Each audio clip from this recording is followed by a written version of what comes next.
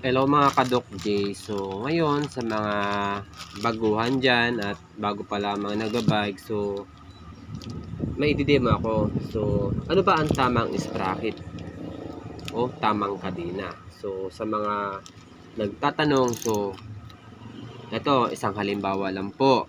Ito po ay 7 speed. 1, 2, 3, 4, 5, 6, 7. Ito po ay 7 speed.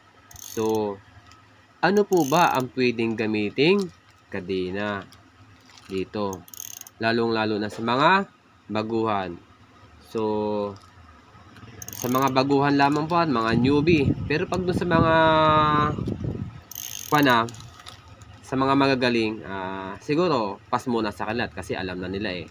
Sa mga baguhan lamang. So, ano nga bang pwedeng gamiting kadena? So, halimbawa, naputo lang inyong kadena. So, bago pa ang inyong sprocket. No, bago pa. So, ano ba ang inyong pwedeng bilhin?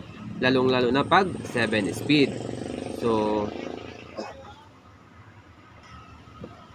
ang pwede natin gamitin dito na kadena ay 7 speed. 7 speed din. So, kung walang ka namang makitaan ng 7 speed, ay pwede kang gumamit ng 8 speed. Yan.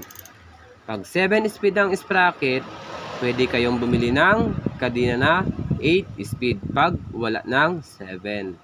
Yan. So, kalimitan namang ordinaryong kadena pag bumili kayo mga brand ID, yan.